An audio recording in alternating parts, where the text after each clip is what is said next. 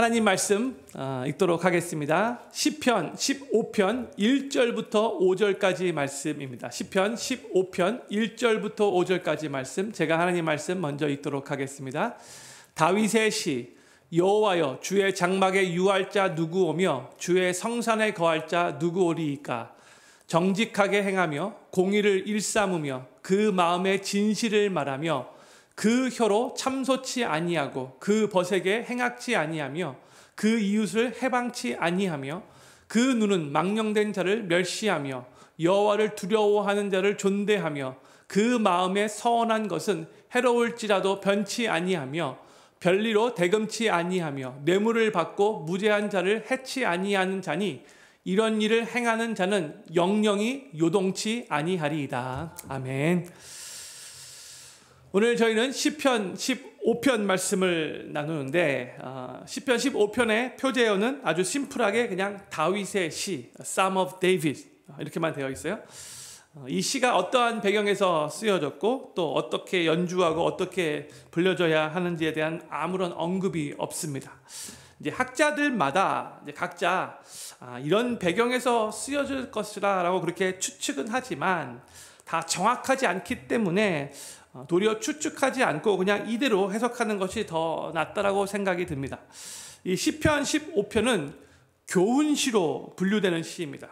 그러니까 하나님께 예배 드리러 나아가는 자는 어떠한 모습으로 어떠한 자세로 나아가야 하는가에 대한 교훈을 주고 있는 시가 바로 시편 15편입니다. 이 시가 교훈시라는 것을 생각하시면서 시지만 우리들에게 중요한 교훈을 주는 거라고 생각하시면서 오늘 본문의 말씀의 내용을 같이 또 살펴보도록 하겠습니다.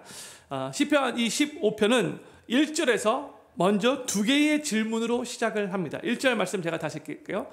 여호와여, 주의 장막에 유할 자 누구 오며 주의 성산에 거할 자 누구 오니까 했어요. 여기 보면 이제 두 개의 질문이 나오지만 사실 이것은 두 개의 다른 질문이 아니고 한 가지 질문을 두 개의 다른 표현으로 그렇게 질문하고 있는 거예요.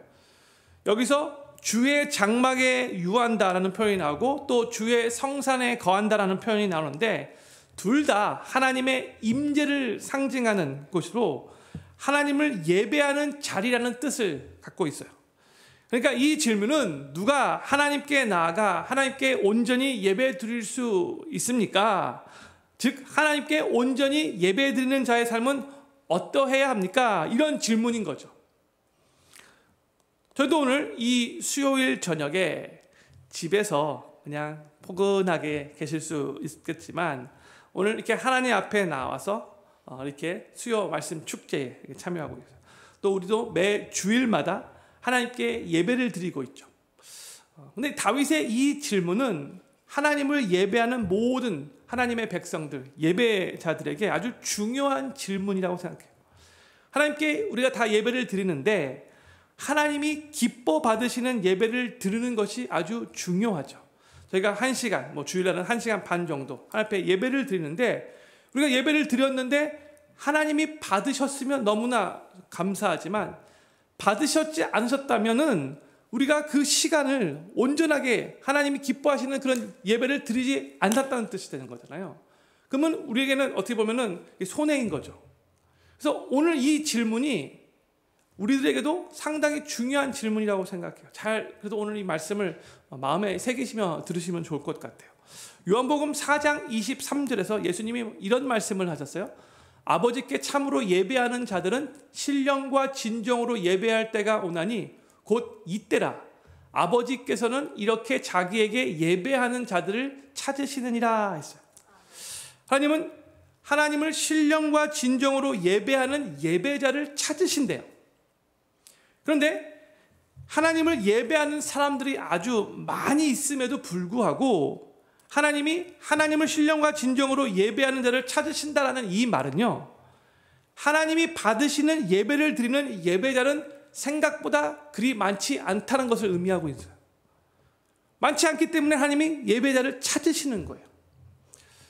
저는 오늘 시편 25편 말씀을 통해서 우리 각자가 나는 하나님이 정말로 받으시는 예배자의 삶을 살고 있는가?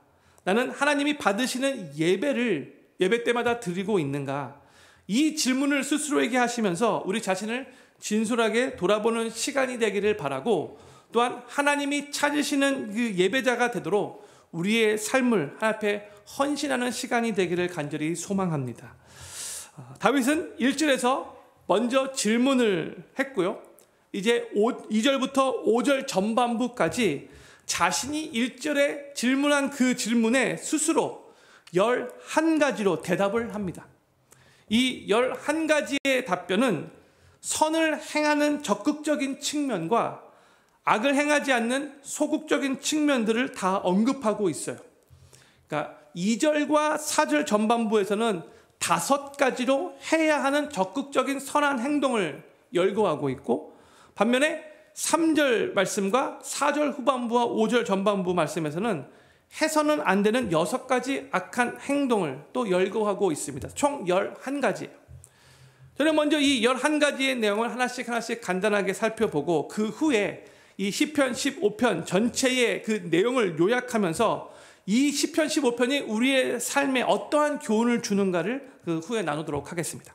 먼저 2절 말씀 다시 읽겠습니다. 정직하게 행하며 공의를 일삼으며 그 마음에 진실을 말하며. 그렇죠? 3가지가 여기 나와 있어요.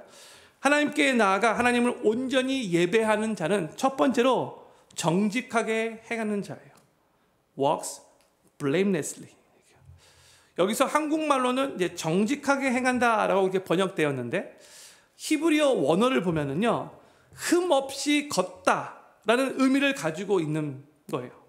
그러니까 주변에 있는 사람들은 다 잘못된 길, 그릇된 길을 걸어간다 할지라도 나는 홀로라 할지라도 올바른 길을 걸어가는 삶을 사는 거예요.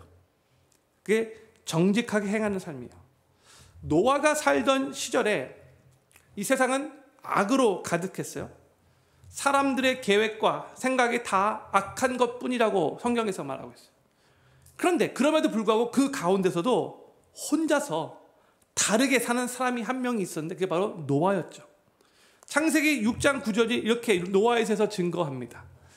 노아의 사적은 이러하니라. 노아는 의인이요 당세의 완전한 자라. 그가 하나님과 동행하였으며 했어요. 오늘 본문 말씀 시편 15편에서 정직하다라는 그 히브리어 단어와 여기서 지금 읽었던 창세기 6장 9절에서 사용된 완전하다라는 히브리어 단어가 똑같은 단어예요. 히브리어로 탐임이라는 단어예요. 그러니까 노아는 주변의 모든 사람들이 죄악으로 가득한 그 삶을 살고 있음에도 불구하고 본인은 그 부패한 길을 걸어가지 않았고 홀로라도 하나님이 그래도 기뻐하시는 그 길을, 흠없는 길을 걸어가기 위해서 최선을 다해 노력한 사람이에요. 그래서 성경은 노아를 당세의 완전한 자로, 흠없는 자로라고 그렇게 평가하고 있는 거예요. 근데 바로 그 동일한 단어가 오늘 본문 말씀에 나오는 시편 15편의 정직하다라는 그런 의미인 거예요. 하나님을 온전히 예배하는 자는 자신의 삶이 다른 사람들에게 비난거리가 되지 않는 삶을 살기 위해 최선을 다해 노력하고, 주변에 있는 모든 사람들이 다 이쪽 방향을 간다 할지라도 만약에 이쪽 방향이 하나님이 기뻐하지 않는 방향이라면 홀라서라도 이쪽 방향으로 걸어가는 자, 바로 그런 자라는 거죠. 그리고 또 주변에 있는 사람들에게 하나님의 뜻이 바로 이쪽 방향입니다 라고 그렇게 알려주고 나타내는 그런 삶을 사는 사람이라는 거예요. 하나님을 온전히 예배하는 자는 그러한 삶을 사는 거죠. 두 번째로 하나님께 나아가 하나님 온전히 예배하는 자는 공의를 일삼는 사람이에요. Does what is right. 공의를 일삼는 삶은 주변에 있는 사람들을 다 공평하게 대하고 공정하고 올바른 삶을 사는 삶이에요. 그러니까 약자에게 함부로 부당하게 대하지 않고, 또 힘 있는 자에게는 잘 보이려고 뇌물 주고 아부하지 않는다는 거예요. 항상 동일하게 공평하게 공의롭게 사는 자라는 거죠. 세 번째, 하나님께 나아가 하나님 온전히 예배하는 자는 그 마음의 진실을 말하는 자입니다. Speak truth in his heart. 그러니까 이거를 좀 더 정확하게 해석하자면 그 마음에 있는 진실을 말하는 자예요. 그러니까 진실을 말해서 진실한 사람이 되는 것이 아니라 진실한 사람이어서 자연적으로 진실된 말을 한다는 거예요. 지금 3절에서도 계속 하나님께 나아가 하나님의 하나님을 온전히 예배하는 자의 삶을 세 가지 더 계속해서 말을 하고 있는데, 이게 지금 계속해서 우리의 삶과 연결되고 있다는 것을 성도님들 기억하시면서 해석하시면 좋을 것 같아요. 이제 3절의 내용은 이제 하지 않는 소극적인 내용입니다. 3절 말씀 제가 읽을게요. 그 혀로 참소치 아니하고 그 벗에게 행악지 아니하며 그 이웃을 회방치 아니하며, 세 가지가 다 이제는 하지 않는 소극적인 내용들이에요. 2절에서는 적극적인 선한 행동을 세 가지 말했다면 3절에서는 하지 않은 하지 말아야 할 세 가지를 또 말하고 있어요. 하나님께 나아가 하나님을 온전히 예배하는 데는 네 번째로 혀로 남을 참소하지 않는 자입니다. 참소하지 않는다라는 이 말은 뭘 의미하는가? 다른 사람들의 허물을 막 들춰내지 않는다는 거예요. 쉽게 말씀드리자면 이 사람 저 사람에게 너 혹시 들었니? 하면서 누가 이번에 이런 식으로 말하면서 다른 사람에 대한 부정적인 말을 하지 않는다는 거죠. 그러니까 굳이 말을 하지 않아도 되는 말을 다른 사람들에게 전하지 않는다는 거예요. 이게 남을 혀로 참소하지 않는다. 다섯 번째는 벗에게 악을 행하지 않는 사람이라고 했어요. 벗에게 악을 행하지 않는 자. 여기서의 악은 무엇인가? 분명하게 성경에서 나오진 않지만 학자들이 이 문맥을 살펴볼 때에 자신의 혀를 가지고 타인을 해롭게 하는 악한 말을 의미한다라고 말을 하고 있어요. 형님들, 행동이 아니라 할지라도 말로써 다른 사람들에게 해를 끼치는 악한 행동을 할 수 있다는 것을 기억해야 돼요. 직접적으로 우리가 행동하지 않는다 할지라도 우리의 말이 악할 수 있는 거예요. 누군가에게는 엄청난 해를 끼칠 수 있는 악이 될 수 있다는 거죠.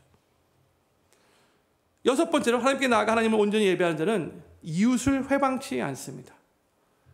여기서 이제 이웃은 나와 가까이 있는 사람, 우리 말로 하면은 이웃 사촌과 같은 그런 의미가 담겨져 있는 단어라고 할 수 있는데, 이웃을 해방하지 않는다는 말은 사실이 아닌 것을 가지고 중상모략하지 않는다라는 그런 의미예요.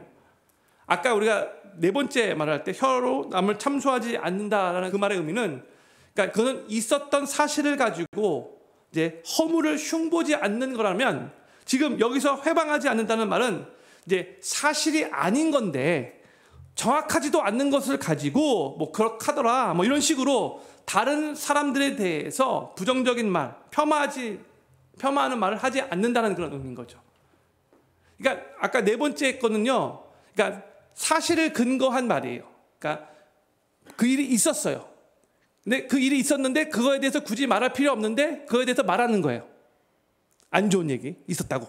근데 이 여섯 번째는 사실이 근거하지 않는 말인데도 그냥 자기 느낌으로 그렇다더라 이런 식으로 정확하지 않은 말을 그냥 하는 거예요. 이게 회방하는 그런 의미인 거죠. 근데 성도님들, 우리가 지금 하나님을 예배하는 자의 모습에 대해서 나누고 있잖아요. 근데 하나님께 하나님을 온전히 예배하는 자의 삶을 말을 하고 있을 때에 지금 계속해서 말의 조심성에 대해서 말을 하고 있어요. 그러니까 진실을 말해야 된다. 또 남의 허물을 들추지 않아야 되고, 말로 다른 사람들에게 해를 끼치지 않고, 또한 말로 남을 비방하지 않고. 지금 이 말에 관련된 내용이 11가지 중에서 무려 4가지나 있다는 거예요. 그만큼 이 말과 관련된 실수를 저지르지 않도록 우리가 노력해야 한다는 뜻이고, 또한 우리가 하나님께 예배하러 나아갈 때에 그 무엇보다도 우리의 언어 생활을 돌아보면서 내가 지금 하나님 앞에 예배 드리는데 그동안 내가 내 언어로 하나님 앞에 범죄하지는 않았는가, 내가 언어로 내 이웃에게 상처를 미치지는 않았는가, 그것을 돌아보면서 내 언어 생활이 올바르지 못했다면 그것을 가지고 하나님 앞에 회개해야 한다는 거예요. 먼저 많은 때에 우리도 모르는 사이에 우리의 혀로, 우리의 말로 범죄할 때가 많아요. 그것을 예배자가 예배하러 나아갈 때 먼저 우리의 언어 생활을 돌아보는 게 중요하다는 거예요. 말씀을 준비하면서 너무 의외라고 생각했어요. 예배자는 어떤 모습으로 할 때 예배 드리라는 것을 말하고 있는데 무려 11가지 중에서 4가지가 입술에 관련된 내용이었어요. 이사야서 6장을 보면요, 이사야 선지자가 하나님께 소명받는 멋진 내용이 나와요. 성전에서 막 하나님의 그 쉐키나 영광이 막 임하는 상황. 그때 정말 하나님의 강력한 임재를 이사야가 경험을 했어요. 그리고 그때 6개의 날개를 가진 천사들이 그 주변에 보였는데, 날개 둘로는 얼굴을 가리고, 또 날개 둘로는 자기 발을 가리고, 또 날개 둘로는 이렇게 막 이렇게 날고 있었어요. 천사들이 그랬어요. 그리고 이 천사들이 뭐라고 찬양하냐면, 거룩하다, 거룩하다, 거룩하다, 만군의 여호와여, 그 영광이 온 땅에 충만하다. 하나님을 그렇게 찬양했어요. 그때 이 선지자 이사야가 어떤 반응을 보이는가? 이사야 6장 5절 말씀이 이렇게 기록되어 있어요. 같이 우리 5절 말씀 같이 읽겠습니다. 시작. 그때에 내가 말하되 화로다 나여 망하게 되었도다. 나는 입술이 부정한 사람이요 입술이 부정한 백성 중에 거하면서 만군의 여호와이신 왕을 배웠음이로다 했어요. 지금 하나님의 강력한 임재를 경험했는데, 바로 이사야 선지자가 자기 자신이 죽게 되었다라고 말을 하면서 자신의 존재를 나는 입술이 부정한 사람이다, 입술이 부정한 백성들 중에 내가 거하고 있다, 이렇게 지금 고백을 하고 있는 거죠. 이사야 선지자가 자신의 여러 모습 가운데 가장 부정하게 생각했던 부분이 바로 입술이었다는 거예요. 자신의 입술 때문에 그동안 입술로 하나님 앞에 너무나 많은 범죄를 저질렀기 때문에 그로 말미암아 거룩하신 하나님의 임재 앞에서 나 죽게 되었다, 이렇게까지 고백했다는 거예요. 그래서 성도님들, 이게 이사야 선지자만 그렇게 느끼는 것이 아니라고 생각해요. 아마 거의 대부분의 사람들이 이 이사야와 비슷하게 느낄 거예요. 특별히 거룩하신 하나님의 임재 앞에 서게 된다면 우리의 입술이 얼마나 부정하고 얼마나 더러운가를 정말로 우리가 깨닫게 될 거예요. 우리도 입술로 범죄할 때가 많이 있잖아요. 또 에베소서 4장 말씀을 보면 이제 성령의 다스림을 받아 옛사람을 벗어버리고 심령이 새롭게 되어 새 사람을 입으라고 그렇게 권면을 하고 있는데, 그 새 사람의 특징 가운데 가장 먼저 말씀하신 내용이 에베소서 4장 25절인데 이렇게 기록되어 있어요. 그런즉 거짓을 버리고 각각 그 이웃에게 더불어 참된 것을 말하라. 이는 우리가 서로 지체가 됨이니라 했어요. 예수님 안에서 성령의 다스림을 받고 새 사람의 삶을 살아야 되는데, 그 새 사람의 삶을 말할 때 첫 번째 특징으로 말한 것이 거짓을 버리고 참된 것을 말하라, 이렇게 권면하고 있다는 거예요. 이게 사도 바울의 가르침. 이처럼 우리의 언어 생활이 중요하다는 거죠. 다른 사람에 대해서 부정적인 말, 다른 사람들에게 옮기지 말아야 할 말, 근데 내가 혹시 듣게 되었다, 그러면 내가 그 말을 들은 마지막 사람이 되어야 돼요. 옮기지 않아서. 그게 바로 성숙한 사람이고 또한 지혜로운 사람이라는 거. 계속해서 우리가 입술로 얼마나 많은 정말 실수를 범하고 입술로 얼마나 많은 죄를 범하고 있는가, 우리도 이사야 선지자처럼 거룩하신 하나님의 임재 앞에서 우리의 입이 얼마나 더러운가를 볼 수 있어야 돼요. 하나님께 나아가 하나님을 온전히 예배하는 사람의 삶이 어떠한가를 4절에서도 계속해서 이렇게 말해줍니다. 4절 말씀이에요. 그 눈은 망령된 자를 멸시하며 여호와를 두려워하는 자를 존대하며 그 마음에 서원한 것은 해로울지라도 변치 아니하며. 하나님께 나아가 하나님을 온전히 예배하는 자는 7번째로 망령된 자를 멸시한다라고 적혀있어요. 여기서 말하는 망령된 자는 하나님을 멸시하며 하나님의 뜻대로 사는 것을 거부하는 악인을 말하는, 악한 사람들을 말하는 거예요. 그래서 망령된 자를 멸시한다라는 이 말의 뜻은 그 악인들의 소행을 조금도 부러워하지 않고, 그 악인들이 잘 되는 거에 대해서 막 나도 저렇게 했으면 좋겠다라고 이렇게 부러워하지 않고, 그들의 삶은 전혀 본받고 싶은 마음이 없고 도리어 그런 삶을 미워한다는 그런 뜻이죠. 그러니까 악인들의 그 삶의 스타일을 멀리하는 거예요. 그래서 그 악인들의 영향을 받지 않기 위해 최선을 다해 노력하는 삶인 거예요. 악인들이 악한 짓을 하고 막 일이 잘 되는 것 같을 때 은근히 부러움이 있는데 전혀 부러운 생각이 없이 저건 잘못된 거지, 저건 악한 거지, 저건 하나님이 기뻐하지 않는 거지, 난 절대 저런 삶 살지 않을 거야, 이런 마음을 갖는다는 거죠. 여덟 번째로, 하나님께 나아가 하나님을 온전히 예배하는 자는 여호와를 두려워하는 자를 존대한다고 했어요. 여기서 여호와를 두려워하는 자는 하나님을 경외하는 자를 의미하는 거예요. 이 내용은 방금 전에 나왔던 일곱 번째 내용과 대조를 이루죠. 하나님을 멸시하는 악인들로부터 악한 영향을 받지 않으려고 최선을 다해 노력하면서도 이제는 하나님을 경외하고 하나님의 뜻대로 살려고 하는 그런 경건한 사람들은 내가 존경하면서 그들로부터 선한 영향을 받기 위해 최선을 다해 좋은 교제를 나누고 같이 하나님을 찬양하고 하나님을 경외하기 위해서 노력한다는 거예요. 누가 내 옆에 있는가가 내가 어떠한 신앙생활을 하는가에 큰 영향을 주잖아요.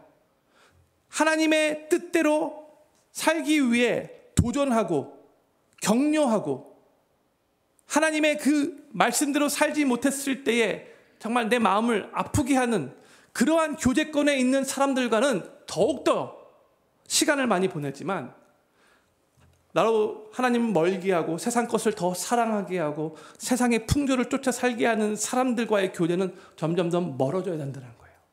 그게 하나님을 올바르게 예배하는 자의 모습이라는 거죠.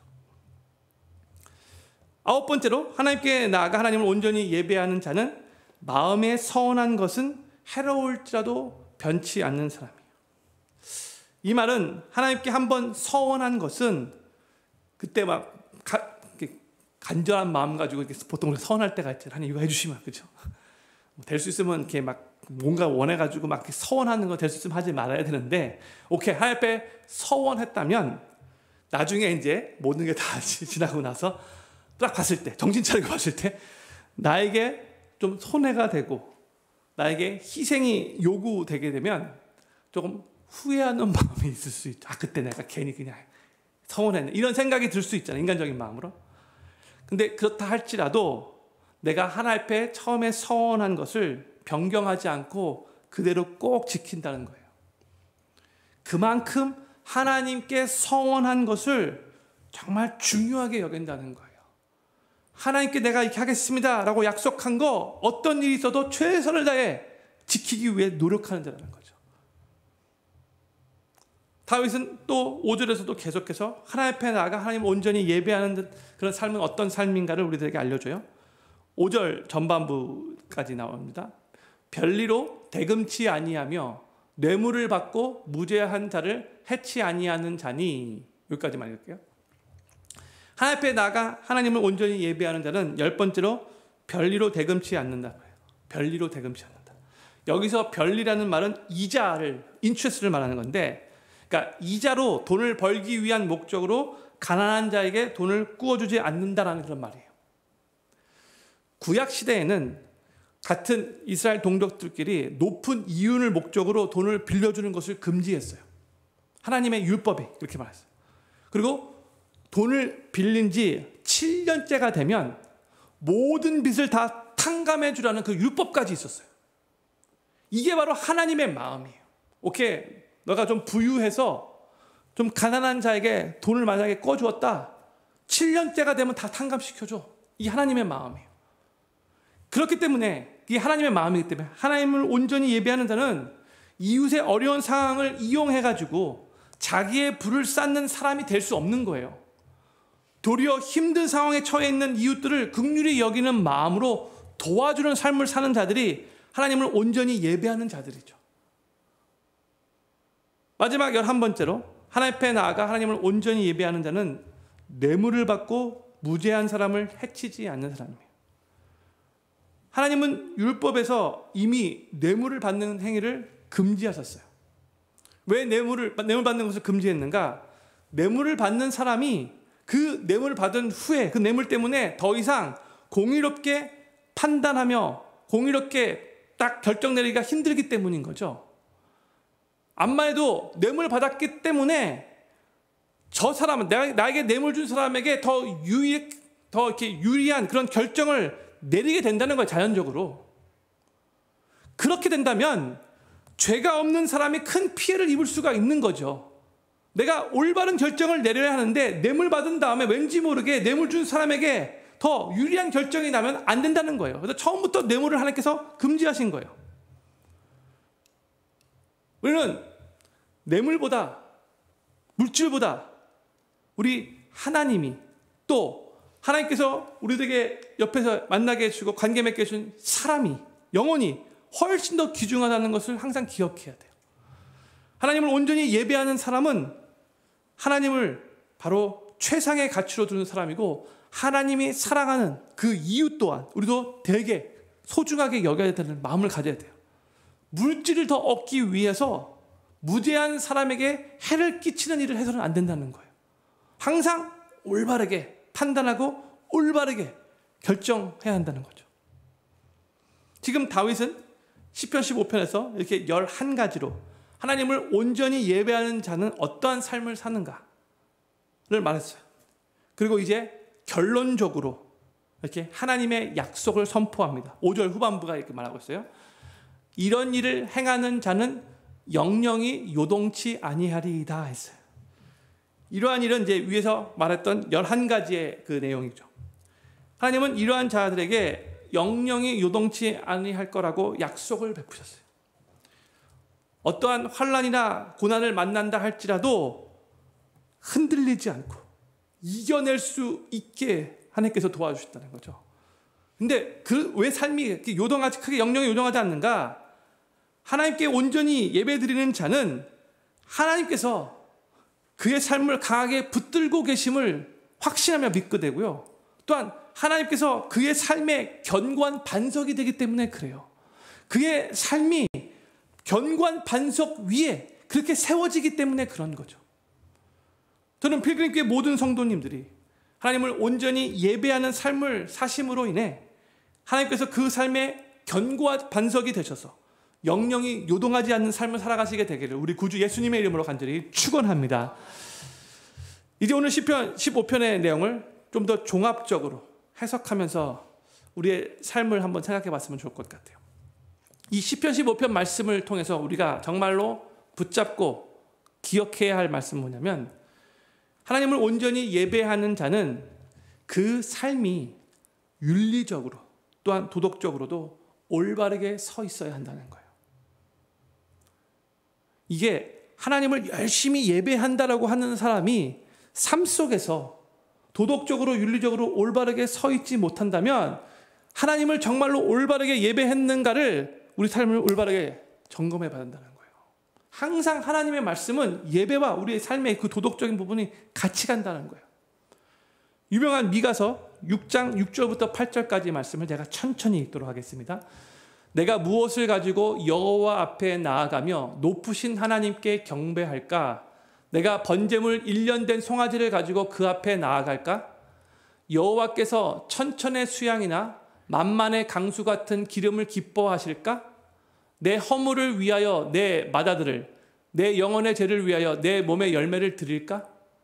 사람아, 주께서 선한 것이 무엇임을 내게 보이셨나니 여호와께서 내게 구하시는 것이 오직 공의를 행하며 인자를 사랑하며 겸손히 내 하나님과 함께 행하는 것이 아니냐 했어요.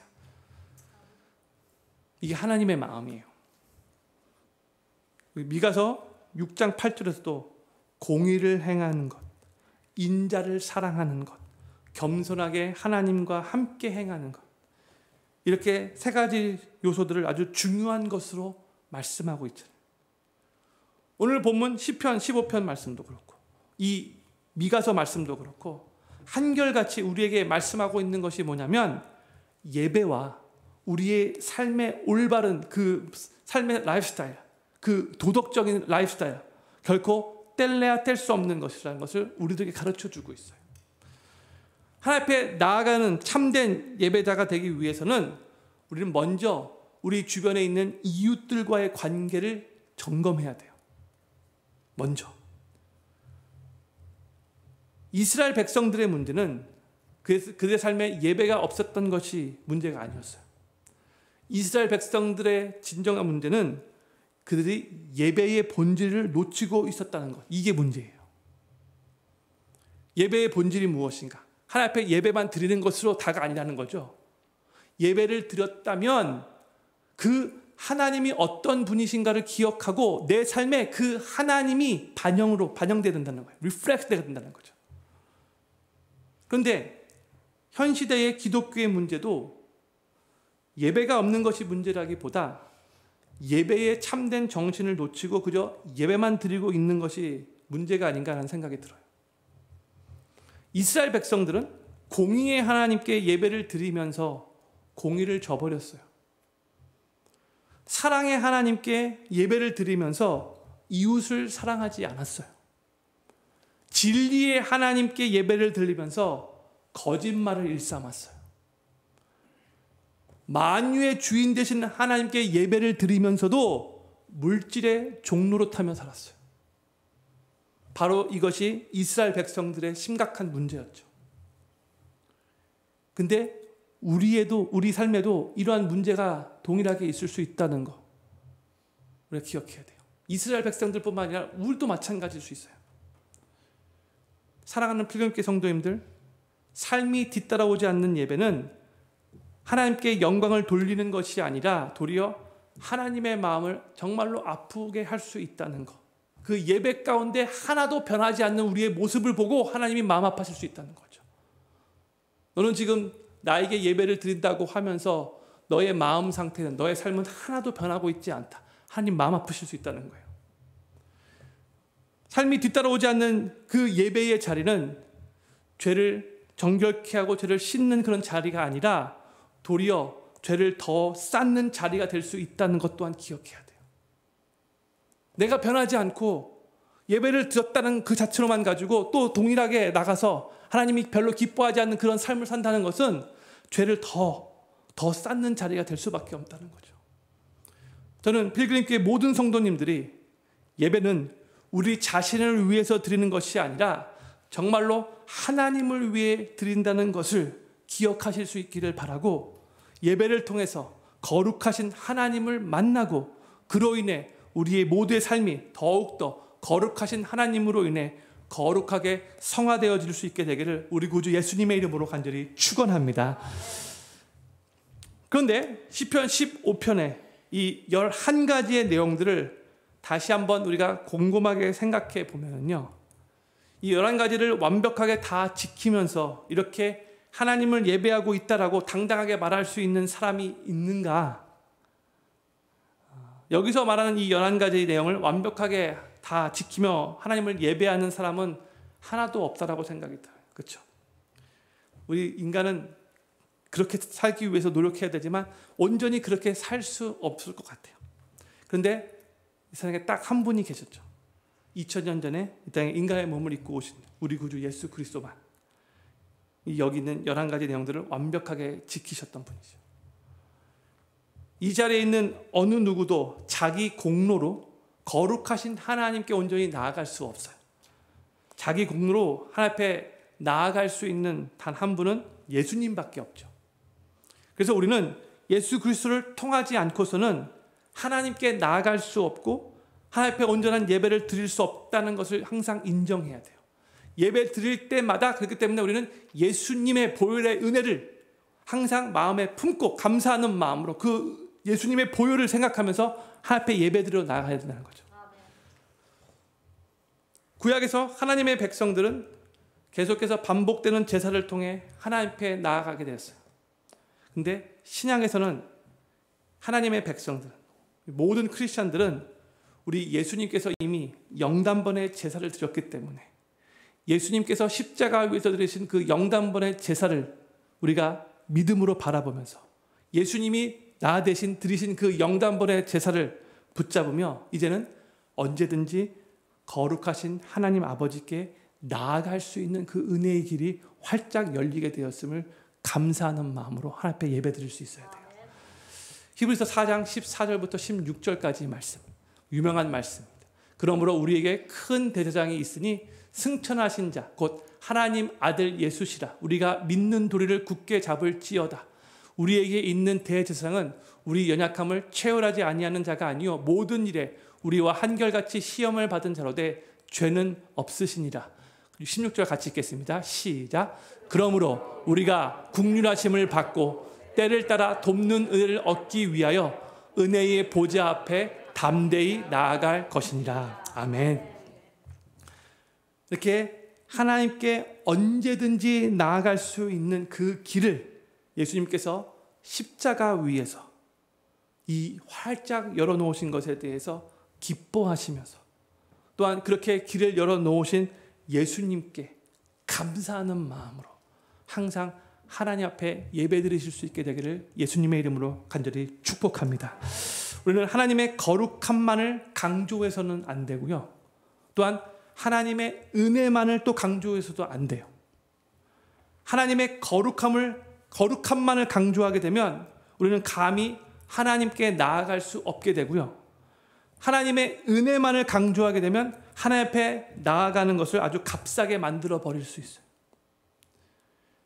하나님의 거룩함과 하나님의 은혜가 항상 잘 균형 맞춰져야 돼요. 우리는 거룩하신 하나님께 우리 주 예수님으로 말미암아 언제든지 나아갈 수 있다는 그 은혜의 길이 열려져 있음을 항상 생각하면서 또한 그 길을 열어주시기 위해 예수님께서 십자가 위에서 얼마나 처절하게 나를 대신해서 죽으셨는가, 그것 또한 항상 생각해야 되는 거죠. 값싼 은혜가 아니었다는 거예요.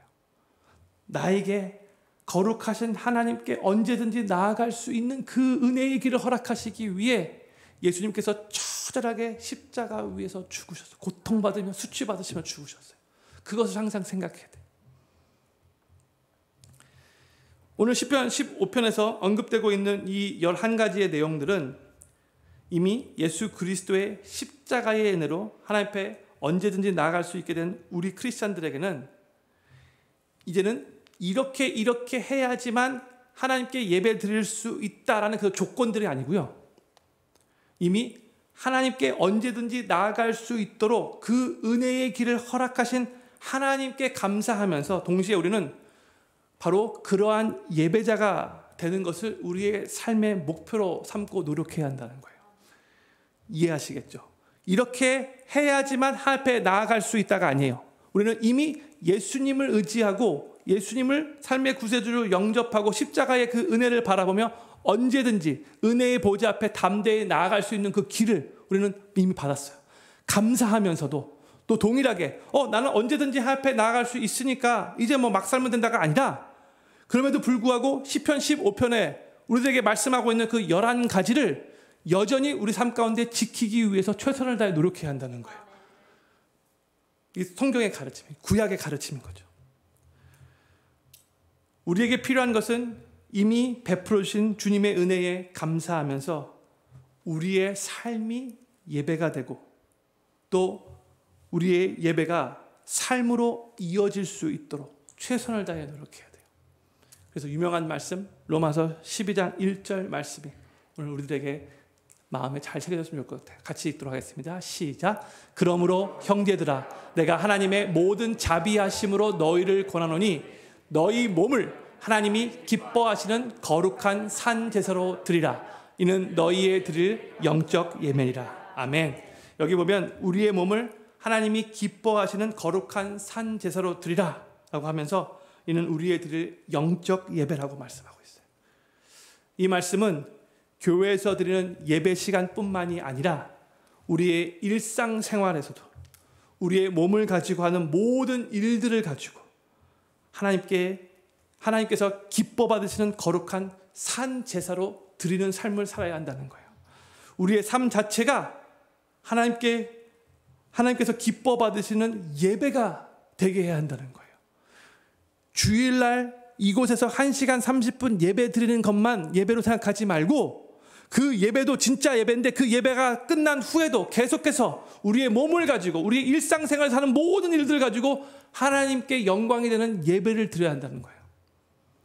우리의 삶 자체가 하나님께서 기뻐 받으시는 진정한 예배가 될 때에 우리가 함께 모여서 회중으로 하나님 앞에 드리는 그 예배의 자리는 하나님을 진정으로 높이고 하나님을 영화롭게 하는 그 예배가 될 것이고, 또한 그 예배를 기뻐 받으시는 하나님께서 우리에게 충만한 은혜를 베풀어 주시는 그런 은혜의 자리가 될 것입니다. 저는 필그림교회 모든 성도님들이 계속해서 삶이 예배가 되고 또한 예배가 우리의 삶으로 이어져서 우리의 삶과 예배를 통해 하나님께서 영광 받으시고 또한 우리에게는 하나님의 충만한 은혜가 늘 임하게 되기를 우리 구주 예수님의 이름으로 간절히 축원합니다. 오늘 6가지 기도 제목을 놓고 같이 또 제가 읽은 후에 그다음에 기도하는 시간 갖도록 하겠습니다. 첫 번째 기도 제목입니다. 하나님께서 찾으시는 바로 그 예배자가 되게 하소서. 두 번째, 하나님께 예배하러 나아갈 때 먼저 우리의 언어 생활을 점검하며 입술로 지은 죄를 회개하게 하소서. 세 번째, 하나님을 온전히 예배하는 삶을 통해 하나님께서 우리의 삶의 견고한 반석이 되시고 그로 인해 우리의 삶은 영영이 요동하지 않게 하소서. 네 번째, 나 자신을 위해 예배를 드리는 것이 아니라 하나님을 위해 예배를 드리게 하시고 예배를 통해 거룩하신 하나님을 만나고 삶이 더욱더 성화되게 하소서. 다섯 번째, 하나님 아버지께 언제든지 담대히 나아갈 수 있도록 그 은혜의 길을 열어놓으신 예수님께 감사드립니다. 여섯 번째, 우리의 삶이 예배가 되고 또한 예배가 우리의 삶으로 이어져서 우리의 삶과 예배를 통해 하나님이 영광 받으시고 또한 우리는 하나님의 은혜를 충만하게 경험하게 하소서. 아멘. 우리 이 6가지 또 기도 제목들을 우리가 마음에 품고 이 시간 우리 또 시편의 기도를 앞에 올려드리도록 하겠습니다. 기도합니다.